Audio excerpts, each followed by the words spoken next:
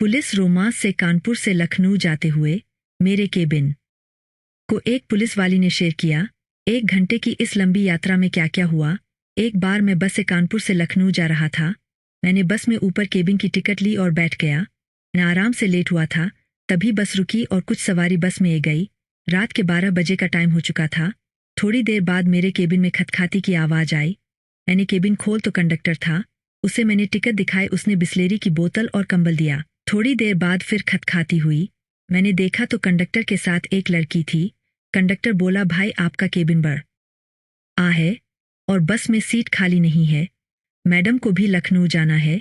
तभी वह लड़की बोली, मैं पुलिस में हूँ, मुझे अर्जेंट कमे गया है प्लीज। वह पुलिस की ड्रेस में ही थी। मैंने कहा ठीक है, लेकिन आपको तो कोई प्रॉब्लम तो नहीं होगी ना मेरे साथ। वह बोली, नहीं कोई बात नहीं, हम मिलकर सफ़र तय कर लेंगे। जैसा कि सफ़र में बनियान और अंडरवियर नहीं पहना हूँ, मैं हाफ लवर टी शर्ट में था। वो ऊपर गई और हमने केबिन बैंड कर दिया। उसने अपना नाम अंकित बताया और मैंने अपना नाम बताया। फिर हम बात करने लगे। उसने बताया कि उसकी उम्र 32 साल है, उसके पति भी पुलिस में है। अब मैं डर गया और सोचा इसके साथ रिस्क लेने में दिक्कत शक्ति है। मैं चुपचाप करवट लेकर सो गया। हमारे पास एक ही कंबल था, तो वो भी पीठ मेरी साइड करके लेट गई।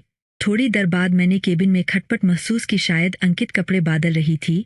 अंधेरे में कुछ पता नहीं चला। मैं चुपचाप लेट रहा, लेकिन अब मेरी नींद जा चुकी थी। मैंने नींद का बहन बनाकर करवट बदली और अपना पैर उसके ऊपर रखकर लेट गया। थोड़ी देर बाद उसने भी करवट बादल ली और मुझे लिपट गई। वह शायद नींद में थी। अब मेरे शरीर में करंट दौड़ने लगा, लेकिन मैं डर के कारण चुपचाप लेट रहा। बस अपनी पूरी गति में दौड़ रही थी।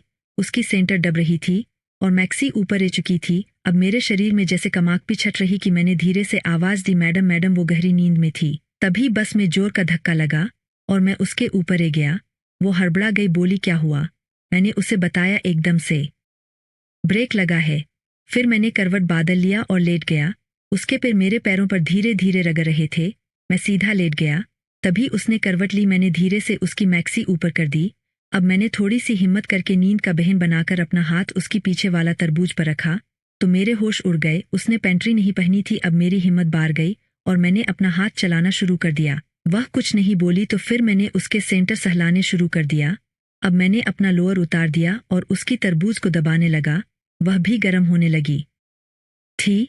तो इसके आगे आप समझ ही गए होंगे कि फिर क्या हुआ होगा। इस कहानी को यही खत्म करते हैं। तो दोस्तों, आज की कहानी आप हमें कमेंट बॉक्स में ज़रूर बताएं। Thank you and love you. मिलते हैं आपसे अगली वीडियो।